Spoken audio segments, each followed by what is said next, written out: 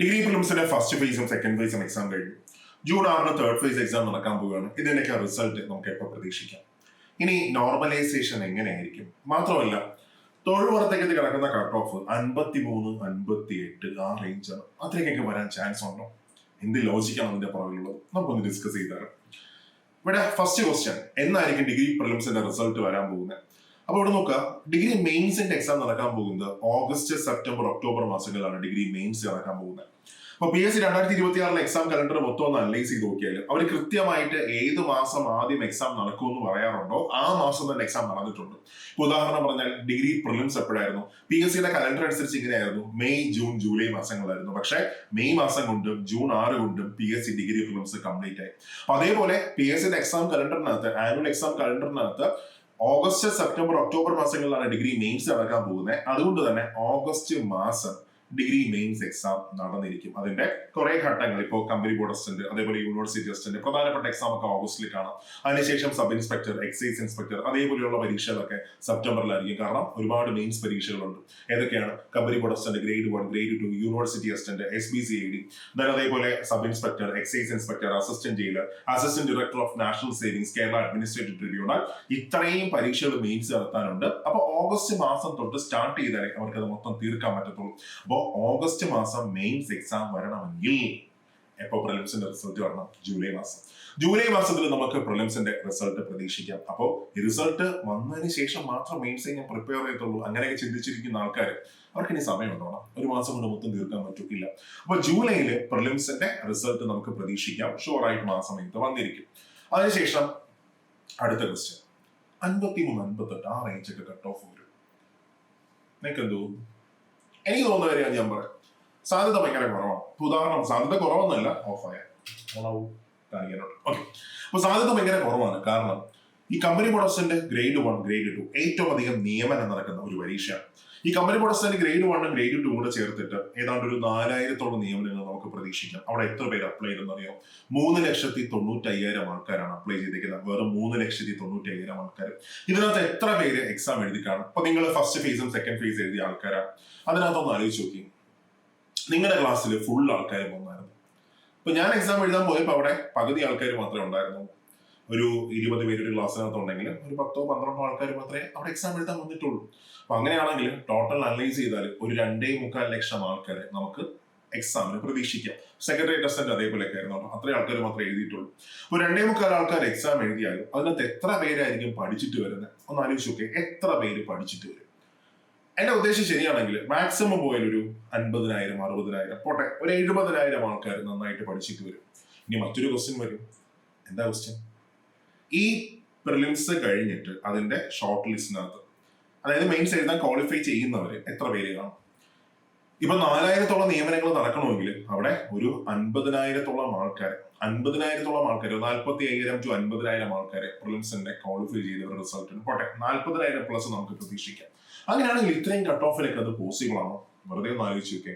കഴിഞ്ഞ company board assistant പ്രിലിംസിന്റെ cut off 39 മാർക്കായിരുന്നു. 39 മാർക്ക്. ഇപ്പൊ ബാക്കിയുള്ള പരീക്ഷകൾ, assistant director of national savings, Kerala administrative tribunal, അതൊക്കെ ചിലപ്പോൾ 55, 60 പ്ലസ് പോയിരിക്കും. വളരെ കുറച്ച് നിയമനങ്ങൾ മാത്രമേ നടക്കത്തുള്ളൂ. പക്ഷെ ഈ കമ്പനി ബോർഡ് അസിസ്റ്റന്റ് ഒരിക്കലും അത്രയും ഒന്നും പോകാൻ ചാൻസ് ഇല്ല. അപ്പൊ എനിക്ക് തോന്നുന്നൊരു കാര്യം, ഒരു 40, 50 അല്ലെങ്കിൽ 40, 45, ഒരു 40, 48 ആ റേഞ്ചൊക്കെ നമുക്ക് കട്ട് ഓഫ് പ്രതീക്ഷിക്കാം. അത്രയും തന്നെ കട്ട് ഓഫ് കൂടുമെന്ന് ചോദിച്ചാൽ സാധ്യത കുറവാണ്. കാര്യം നമ്പർ ഓഫ് ആപ്ലിക്കൻസ് കുറവാണ്. ഇത്രയും വേക്കൻസി ഫിൽ ചെയ്യണം. ക്വസ്റ്റ്യൻ നല്ല പാടുള്ള ക്വസ്റ്റ്യൻ ആയിരുന്നു. ഫസ്റ്റ് ഫേസും സെക്കൻഡ് ഫേസും പാടുള്ള ക്വസ്റ്റ്യൻ തന്നെയാണ്, ഡൗട്ട് ഒന്നുമില്ല. അപ്പൊ നമ്മൾ പുറത്തിരുന്ന് വേണമെങ്കിൽ പറയാൻ ഭയങ്കര എളുപ്പമായിരുന്നു, ബാക്കിയുള്ളതായിരുന്നു. പക്ഷെ അങ്ങനെയൊന്നുമില്ല. ആ ഗോതയിൽ കളിച്ചതിന് മാത്രം അതിന്റെ പാടറിയാൻ പറ്റത്തുള്ളൂ. അപ്പൊ ഒരു 40+ ഒക്കെ ആയിരിക്കും എന്റെ മനസ്സിലെ കട്ട് ഓഫ് വരുന്നത്. ഇനി അത് കഴിഞ്ഞ് മറ്റൊരു കാര്യം പറയാനുള്ളത്, ഇനി തേർഡ് ഫേസ് എളുപ്പമാണെങ്കിൽ, ഈ ഫസ്റ്റ് ഫേസും സെക്കൻഡ് ഫേസ് ചെയ്ത ആൾക്കാർക്ക് നോർമലൈസേഷൻ കിട്ടും. കുറച്ച് മാർക്ക് മേലോട്ട് കയറി പോകും. പക്ഷെ എനിക്ക് തോന്നുന്ന ഒരു കാര്യം ഞാൻ പറയണം, എന്ത് വൃത്തിയുടെ പരിപാടിയാണ് ഈ 3 ഘട്ടങ്ങളായിട്ട് എക്സാം നടക്കാൻ പോകുന്നു, 4 ഘട്ടങ്ങളായിട്ട് എക്സാം നടക്കാൻ പോകുന്നു. ആ പണം 3,90,000 ആൾക്കാർ മാത്രമേ ഉള്ളൂ. അപ്പൊ PSC ഒന്ന് ശ്രമിച്ചാൽ ഉറപ്പായിട്ടും അവർക്ക് ഒരു ദിവസം കൊണ്ട് ഈ പ്രിലിംസ് എക്സാം കംപ്ലീറ്റ് ചെയ്യാൻ പറ്റത്തില്ലേ? ഒന്ന് ആലോചിച്ച് നോക്കിയേ. UPSC ഒക്കെ ഇത്രയും ആൾക്കാർ, ഇത്രയും ലക്ഷക്കണക്കിന് ആൾക്കാർക്ക് എക്സാം കണ്ടക്ട് ചെയ്യുന്നുണ്ട്. RRB ഇത്രയും ലക്ഷക്കണക്കിന് ആൾക്കാർ ഒരു ദിവസം എക്സാം കണ്ടക്ട് ചെയ്യുന്നുണ്ട്. അപ്പോൾ ഇവിടെ നോർമലൈസേഷൻ എത്രത്തോളം സുതാര്യമാണ്? അവര് ക്വസ്റ്റ്യൻ വരുന്നുണ്ട്. ഇപ്പൊ പുതിയ ഗവൺമെന്റ് കയറി. അപ്പൊ എനിക്ക് തോന്നുന്നു പുതിയ ഗവൺമെന്റ് കയറുമ്പോൾ അവിടെ എന്തായാലും ഇവരൊരു കമ്മിറ്റി PSC ഇത്രയും ആൾക്കാർ എഴുതുന്ന ഇത്രയും ആൾക്കാരുള്ള മേഖലയാണ്. അതായത് ഒരു വർഷം നോക്കുകയാണെങ്കിൽ ഒരു 10-30 ലക്ഷം ആൾക്കാർ എക്സാം എഴുതുന്നുണ്ട്. അപ്പൊ 30 ലക്ഷം ആൾക്കാരെ ഡയറക്റ്റ് ആയിട്ട് ബാധിക്കുന്ന ഒരു കാര്യം മാറിയില്ലേ? ഒന്നാലോചിച്ച് നോക്കെ, എന്തോരം മാറ്റങ്ങൾ വന്നു, പുതിയ പുതിയ തൊഴിൽ മേഖലകൾ വന്നു, ഇക്വലൻസിയിൽ ഒരു മാറ്റം കൊണ്ടുവരേണ്ട ആവശ്യമുണ്ട്. ഇപ്പൊ ദേവസ്വം ബോർഡ് പോലെയുള്ള പരീക്ഷകൾക്കൊക്കെ ആണെങ്കിൽ ഇക്വലൻസി ഒരു പ്രശ്നമാണ്. പണ്ടത്തെ 2012-13 ഇക്വലൻസി വെച്ചാണ് അവർ ഇപ്പോഴും അപ്ലൈ ചെയ്ത് പോകുന്നത്. എന്നൊക്കെ ഒന്ന് മാറ്റം. അപ്പൊ ഇതിനെക്കുറിച്ച് പഠിക്കാനായിട്ട്, ഈ നോർമലൈസേഷനെ കുറിച്ച് പഠിക്കാനായിട്ട്, പ്രിലിംസ് സംവിധാനത്തെ കുറിച്ച് പഠിക്കാനായിട്ട്, ഈ പുതിയ ഒരു സിലബസിനെ കുറിച്ച് പഠിക്കാനായിട്ട് ഉദ്യോഗാർത്ഥികൾക്ക് കുറച്ച് പ്രശ്നങ്ങളുണ്ടോ? പ്രശ്നങ്ങൾ എന്ന് വെച്ചാൽ ഇപ്പോൾ ഒരു LD പരീക്ഷ എടുക്കാം. ഒരു LD പരീക്ഷയ്ക്കകത്ത് 2026 അതിന്റെ നോട്ടിഫിക്കേഷൻ വരും. 2027 അതിന്റെ പരീക്ഷ നടക്കും. 2028 അതിന്റെ റാങ്ക് ലിസ്റ്റ് വരുന്നു. ആ റാങ്ക് ലിസ്റ്റിന് 3 വർഷം കാലാവധിയുണ്ട്. 2031 വരെ കാലാവധിയുണ്ട്. ഒരു എക്സാം എത്ര കാലം നീളുന്ന? 5 വർഷം. ഈ 5 വർഷമൊക്കെ ഒരു എക്സാമിന് വേണ്ടി മാറ്റി വെക്കുന്നൊക്കെ പറഞ്ഞാൽ ആലോചിച്ച് നോക്കി എന്താ അവസ്ഥയാണ്. അതായത് ഒരു എക്സാമ്പിൾ പറഞ്ഞാൽ ഇപ്പോ ഒരുപാട് അമ്മമാരൊക്കെ എക്സാം എഴുതുന്നുണ്ട്. അപ്പൊ ഈ ഒരു കുട്ടി, ഇപ്പൊ അമ്മയുടെ ഒരു കുട്ടി 5ൽ പഠിക്കുന്ന സമയത്തായിരിക്കും ആ കുട്ടി ഒരു LDക്ക് വേണ്ടി പ്രിപ്പയർ ചെയ്യാൻ തുടങ്ങിയത്. അല്ലെങ്കിൽ 4ൽ പഠിക്കുന്ന സമയത്തായിരിക്കും പ്രിപ്പയർ ചെയ്യാൻ തുടങ്ങുന്നത്. അപ്പൊ 5ൽ പഠിക്കുന്ന സമയത്ത് നോട്ടിഫിക്കേഷൻ വരും. ആ കുട്ടി 6ലാവുമ്പോൾ അവിടെ എക്സാം നടക്കുന്നു. ആ കുട്ടി 7ലാവുമ്പോൾ അവിടെ റാങ്ക് ലിസ്റ്റ് വരും. ആ റാങ്ക് ലിസ്റ്റിന്റെ കാലാവധി ആ കുട്ടി +1 ആയതിനെ ആ റാങ്ക് ലിസ്റ്റിന്റെ കാലാവധി തീരത്തുള്ളൂ. അപ്പോൾ 6 വർഷങ്ങൾ. ആ ഭീകരത നിങ്ങളൊന്ന് ആലോചിച്ച് നോക്കി. അപ്പൊ ഇതൊക്കെ മാറേണ്ട ആവശ്യമില്ല. ഇതിനെക്കുറിച്ച് പക്ഷെ ആരും ഒന്നും പ്രതികരിക്കത്തില്ല. അപ്പോൾ ഒരു കമ്മിറ്റിയെ, എനിക്ക് തോന്നുന്നൊരു കാര്യം, ഗവൺമെന്റ് എന്തായാലും ഒരു കമ്മിറ്റിയെ നിയമിക്കണം ഇതിനെക്കുറിച്ച് പഠിക്കാനായിട്ട്. അവിടെ എനിക്ക് ഒരു റിക്വസ്റ്റ് ഉണ്ട്. ഈ കമ്മിറ്റിയെ നിയമിക്കുമ്പോൾ ഇതുമായിട്ട് യാതൊരു ബന്ധമില്ലാത്ത ആൾക്കാർ ദയവേത് കൊണ്ട് അവിടെ നിയോഗിക്കരുത്. പകരം PSC പഠിക്കുന്ന ഒരു കുട്ടിയെ ഒന്ന് മെമ്പറാക്കി വെച്ചു, അല്ലെങ്കിൽ ഇതിനെക്കുറിച്ച് ഒരു സാമാന്യ ബോധമുള്ള ഒരാളെ അതിനകത്തൊന്ന് ഇൻക്ലൂഡ് ചെയ്തു. ഉറപ്പായിട്ടും ഓഫ് ആവരുത്. ഓക്കെ, അപ്പൊ ഉറപ്പായിട്ടും അതിനകത്ത് നല്ല നല്ല കാര്യങ്ങൾ നമുക്ക് പ്രതീക്ഷിക്കാം. ശരിയല്ലേ? നിങ്ങളുടെ അഭിപ്രായം നിങ്ങൾക്ക് താഴെ കമന്റ് ബോക്സിൽ ഉണ്ടാകും കേട്ടോ. ഇനി അത് കഴിഞ്ഞ മക്കളെ, റിസൾട്ട് വന്നതിന് ശേഷമാണ് മെയിൻസ് എക്സാം നിങ്ങൾ പഠിക്കാൻ നിൽക്കുന്നതെങ്കിൽ പാടായിരിക്കും. കാരണം 1 മാസം നിങ്ങൾക്ക് സമയം കിട്ടത്തുള്ളൂ. ഓഗസ്റ്റിൽ എന്തായാലും മെയിൻസ് എക്സാം സ്റ്റാർട്ട് ചെയ്യും. ജൂലൈയിലായിരിക്കും ഇതിന്റെ പ്രിലിംസിന്റെ റിസൾട്ട് വരുന്നത്. എന്തായാലും നിങ്ങൾ പഠിച്ചോ. ഇനി സിലബസ് നോക്കുമ്പോൾ കാണാൻ പറ്റുന്നുണ്ടോടാ? ഇല്ലല്ലോ. ഓക്കെ, ഞാൻ നോക്കി പറഞ്ഞു. അടുത്ത തവണ നമുക്ക് എന്തായാലും കുറച്ച് അങ്ങോട്ട് വെയിറ്റ് ചെയ്യാം. ഓക്കെ, ഇതിനകത്ത് മെയിൻസിന്റെ സിലബസിനകത്ത് ഇപ്പൊ കമ്പനി ബോർഡ് യൂണിവേഴ്സിറ്റി ടെസ്റ്റിന്റെ ഒക്കെ ആണെങ്കിൽ ഒരേ സിലബസ് തന്നെയാണ്, മാറ്റമൊന്നുമില്ല. നോക്കി ആകെപ്പാടെ ഇവിടെ യൂണിവേഴ്സിറ്റി ടെസ്റ്റിന് നോക്കുകയാണെങ്കിൽ അവിടെ ഒരു എഡ്യൂക്കേഷൻ പോളിസി ഒരു 13 മാർക്കിനുണ്ട്. ഇനി കമ്പനി ബോർഡ് ടെസ്റ്റിന് നോക്കുകയാണെങ്കിൽ അവിടെ 5 മാർക്കിന് ഒരു ഇമ്പോർട്ടന്റ് ആക്ട് ഉണ്ട്. ഇത്രയും മാത്രമേ വ്യത്യാസമുള്ളൂ, ബാക്കിയെല്ലാം സെയിം ആണ്. അപ്പോൾ ഇത് സെയിം സാധനം LDക്ക് ഉണ്ടോ എന്ന് ചോദിച്ചാൽ ഒക്കെ LDക്ക് ഉണ്ട്. അടുത്തിന് വരാൻ പോകുന്ന പഞ്ചായത്ത് സെക്രട്ടറി ഈ വർഷം ലാസ്റ്റ് വരുന്ന നോട്ടിഫിക്കേഷൻ ആണ്. പ്രിലിംസിന്റെ സെയിം സിലബസ് ആണ്, മാറ്റമൊന്നുമില്ല. അപ്പൊ നിങ്ങൾ പഠിച്ചാലും ഒന്നും നിങ്ങൾക്ക് നഷ്ടപ്പെടാനൊന്നും പോകുന്നില്ല. അപ്പൊ ഞാൻ ഈ റിസൾട്ട് വന്നതിന് ശേഷം മാത്രം എന്റെ പ്രിപ്പറേഷൻ സ്റ്റാർട്ട് ചെയ്യും. അതുവരെ ഇത്രയും ദിവസം ഞാൻ എന്തായാലും പഠിച്ചല്ലേ, ഇനി 1 മാസം റെസ്റ്റ്. അതിനുശേഷം തുടങ്ങാം. അവസ്ഥ എന്തായിരിക്കും എന്നറിയാം? എടാ 10 ദിവസം, വെറും 10 ദിവസം നിങ്ങളൊന്നും പഠിക്കാതെ വെറുതെ ഒന്ന് ഇരുന്ന് നോക്കും. ഇരിക്കരുത്. ഞാനൊരു അവസ്ഥ പറഞ്ഞു. ഒരു 10 ദിവസം നമ്മൾ പഠിക്കാതിരുന്നാല് വീണ്ടും 11ാമത്തെ ദിവസം നമ്മൾ സ്റ്റാർട്ട് ചെയ്യുമ്പോൾ വീണ്ടും ഒന്നേന്ന് തുടങ്ങേണ്ട ഒരു അവസ്ഥ വരും. From the ground zero, from the beginning നമ്മൾ സ്റ്റാർട്ട് ചെയ്യേണ്ട അവസ്ഥ വരും. അപ്പൊ ഒരു സാധനം ഓർമ്മ കാണത്തില്ല, നമ്മൾ ഇട്ടിട്ട് പോകും. ഈ കമ്പനി ബോർഡസിന്റെ ഒക്കെ പ്രത്യേകത എന്താണ്? കമ്പനി ബോർഡസിന്റെ പ്രത്യേകത എപ്പോഴും ഞാൻ പറയുന്ന ഒരു കാര്യമുണ്ട്, ഇത്ര നിയമനമുള്ള മറ്റൊരു നോട്ടിഫിക്കേഷൻ ഇല്ലടാ. കമ്പനി ബോർഡസിന്റെ ഗ്രേഡ് 1 ഗ്രേഡ് 2 കൂടെ ചേർത്തിട്ട് 4000 അഡ്വൈസ് ആണ് ഫിൽ ആവുന്നത്. 4000 നിയമനങ്ങൾ. എന്തൊരു വലിയ വേക്കൻസി ആണത്. ഒന്ന് ആലോചിച്ച് നോക്കി, 4000 അഡ്വൈസ്. അതായത് ഞാൻ താമസിക്കുന്ന തിരുവനന്തപുരം ജില്ലയിൽ പുത്തരിക്കണ്ട മൈതാനം എന്റെ ജില്ലയിലെ കിടിലം മൈതാനം. ഓക്കെ, അപ്പൊ ഈ പുത്തരിക്കണ്ട മൈതാനത്ത് ഞാനൊരു 4000 ആൾക്കാരെ കൊണ്ടുവന്ന് നിർത്തിയാണ്. എന്തൊരു വലിയ ക്രൗഡായിരിക്കും. അതിൽ ഒരാളാവാൻ നമ്മളെ കൊണ്ട് പറ്റത്തില്ല, ഷുവർ ആയിട്ടും പറ്റും. ഓക്കെ, അപ്പോ ഇത്രയും വലിയൊരു ചാൻസ് എനിക്ക് കിട്ടത്തില്ല. അപ്പോൾ മറ്റൊരു കാര്യമാണ് ഞാൻ പറഞ്ഞുതരാം. ബാക്കിയുള്ള നോട്ടിഫിക്കേഷൻസ് എടുക്കാം. സെക്രട്ടറി ടെസ്റ്റിന്റെ 10-600 അഡ്വൈസ് പോകത്തുള്ളൂ.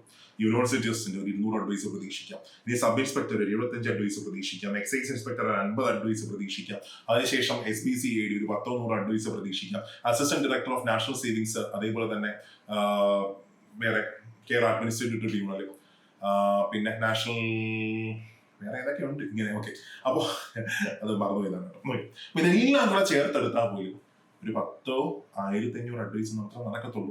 ബാക്കിയുള്ള എല്ലാ ഡിഗ്രി ലെവൽ പരീക്ഷകളും കൂടെ ചേർത്തെടുത്താലും 1500 അഡ്വൈസ് മാത്രം നടക്കുമ്പോൾ ഇവിടെ യൂണിവേഴ്സിറ്റി ടെസ്റ്റിന്റെ ഒറ്റയ്ക്ക് നിന്ന് 10,000-4000 അഡ്വൈസ് ഫില്ലാവാൻ ഇത്രയും നിയമനമുള്ള മറ്റൊരു പോസ്റ്റ് കാണത്തില്ല. അപ്പോൾ ഈ അവസരം കളയരുത്. ഒരു 3 മാസം അല്ലെങ്കിൽ 2.5 മാസം സമയം നിങ്ങളുടെ മുമ്പിലുണ്ട്.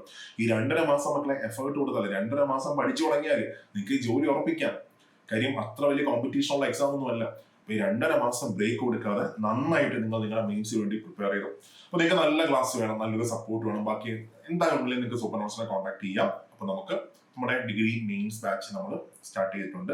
19-ാം തീയതി നമ്മൾ സ്റ്റാർട്ട് ചെയ്ത് ജസ്റ്റ് 2 ദിവസം മാത്രമേ ആയിട്ടുള്ളൂ. ഇപ്പോൾ സ്ലോ പേസിലാണ് പോകുന്നത്. കാരണം ജൂൺ 6 തേർഡ് ഫേസ് എക്സാം നമ്മുടെ വെറുതെ വരാനുണ്ട്. അപ്പൊ അതുകൊണ്ട് ഒരു ദിവസം ഒരു 2 ക്ലാസ് വെച്ച് മെയിൻസിന്റെ സിലബസ് നോക്കുകയാണെങ്കിൽ 1 ക്ലാസ് വെച്ചാണ് പോകുന്നത്. അപ്പോൾ നന്നായിട്ട് നിങ്ങൾക്ക് പിക്ക് ചെയ്തെടുക്കാൻ പറ്റും. മാത്രം ഒരു ടെസ്റ്റ് പാക്ക് അവിടെ നിങ്ങൾക്ക് ആഡ് ചെയ്തിട്ടുണ്ട്. പിന്നെ മെന്റർഷിപ്പ് സെഷൻ ഉണ്ട്, മോട്ടിവേഷൻ സെഷൻ ഉണ്ട്, പക്കയായിരിക്കും. ഓക്കെ, കാര്യം ഒരു കാര്യം നമ്മുടെ റിസൾട്ട് നോക്കുകയാണെങ്കിൽ കഴിഞ്ഞ സെക്രട്ടറി ടെസ്റ്റിനകത്ത് ഏറ്റവും അധികം റിസൾട്ട് ഉള്ളത് സൂപ്പർ നോട്ട്സിനാണ്. 150 കുട്ടികൾ. അതേപോലെ തന്നെ അടുത്ത മാസം സബ് ഇൻസ്പെക്ടർ റാങ്ക് ലിസ്റ്റ് വരും. നമ്മുടെ കുട്ടികളായിരിക്കും അവിടെ കത്തിക്കാൻ പോകുന്നത്. ഓക്കെ, അപ്പോൾ നമ്മുടെ സ്ട്രാറ്റജിയിൽ വെച്ചാൽ നല്ലൊരു ടീം വർക്കാണ് എപ്പോഴും സൂപ്പർ നോട്ട്സ്. അപ്പൊ നിങ്ങൾ നന്നായിട്ട് പ്രിപ്പയർ ചെയ്യുക. ഈ അവസരം നിങ്ങൾ ഒരിക്കലും കളയരുത്. ഇനി ആ റിസൾട്ട് വന്നതിന് ശേഷം മാത്രമേ പഠിക്കത്തുള്ളൂ, അല്ലെങ്കിൽ പഠിക്കുന്ന മൊത്തം നഷ്ടമല്ല, അങ്ങനെയൊന്നും ചിന്തിക്കരുത്. ചിലപ്പോൾ റിസൾട്ട് വരുന്ന സമയത്ത് കട്ട് ഓഫ് 37 ആയിരിക്കും, നിങ്ങൾക്ക് 38 മാർക്കായിരിക്കും. തീർന്നോ? ഒന്നും ചെയ്യാൻ പറ്റത്തില്ല. അപ്പോൾ മക്കളെ നന്നായിട്ട് വർക്ക് ചെയ്തു.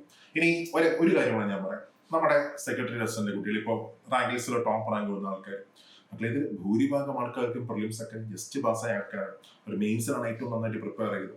നിങ്ങൾ പ്രിലിംസിനകത്ത് എത്ര നന്നായിട്ട് പ്രിപ്പയർ ചെയ്താലും നിങ്ങൾക്ക് വേറെ പ്രത്യേകിച്ച് വേറെ ഒന്നും കിട്ടാനൊന്നും പോകുന്നില്ല. കട്ട് ഓഫ് ക്ലിയർ ചെയ്താൽ നിങ്ങൾ ക്ലിയർ ആയി അത്രേ ഉള്ളൂ. പക്ഷെ മെയിൻസ് അങ്ങനെയല്ല. അവിടെ ഓരോ മാർക്കും ഇമ്പോർട്ടന്റ് ആണ്. ഓരോ 0.33 മാർക്കും ഇമ്പോർട്ടന്റ് ആണ്.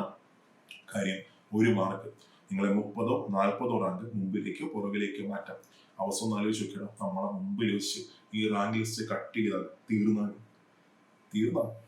അപ്പോൾ ചാൻസ് എടുക്കുക, റിസ്ക് എടുക്കരുത്. ഈ അവസരം നന്നായിട്ട് യൂസ് ചെയ്തോ, നന്നായിട്ട് പഠിച്ചോ, ഒന്നും നഷ്ടപ്പെടാനില്ല. 75 ദിവസം ഒന്ന് മാറ്റി വെച്ചോ. ലൈഫ് മൊത്തം മാറും. ഒരു ട്രാൻസ്ഫർമേഷൻ നിങ്ങൾക്ക് കാണാൻ പറ്റും. ഇപ്പോൾ 75 ദിവസം മാറ്റി വെക്കുന്നതിന് മുമ്പായിട്ട് ലൈഫിൽ ഒരു ഡിസിപ്ലിൻ കൊണ്ടുപോകാം, ഒരു അച്ചടക്കം കൊണ്ടുപോകാം. രാവിലെ ഇരിക്കണം എല്ലാ ദിവസവും. 75 ദിവസം രാവിലെ ഇരിക്കുക. ഇഷ്ടപ്പെട്ട എന്തെങ്കിലും ഒരു കാര്യം ഒന്ന് മാറ്റി വെച്ചു. ഇപ്പൊ ഷുഗർ നിങ്ങൾക്ക് ഇഷ്ടപ്പെട്ട സാധനമാണെങ്കിൽ അതിനൊന്ന് മാറ്റി വെച്ചു, ഒന്ന് സാക്രിഫൈസ് ചെയ്തു. അപ്പോൾ മനസ്സിനകത്ത് ഭയങ്കര സപ്പോർട്ട് കിട്ടും. ഓക്കെ, എനിക്ക് ആ ഗോൾ അച്ചീവ് ചെയ്യാൻ വേണ്ടിയിട്ടാണ് ഞാൻ എൻ്റെ ഈ സാധനത്തെ, എനിക്ക് ഏറ്റവും ഇഷ്ടപ്പെട്ട സാധനത്തെ ഞാൻ മാറ്റി വെച്ചേക്കുന്നത്. അപ്പോൾ മനസ്സിന് ഭയങ്കര മെന്റൽ സപ്പോർട്ടൊക്കെ നിങ്ങൾക്ക് കിട്ടും. എന്നെ നന്നായിട്ട് പഠിച്ചോ, കുഴപ്പമാതെ കേട്ടിരിക്കാതെ പോരുന്ന പ്രിപ്പറേഷൻ സ്റ്റാർട്ട് ചെയ്തോ. മറ്റൊരു സെഷൻ വരാം.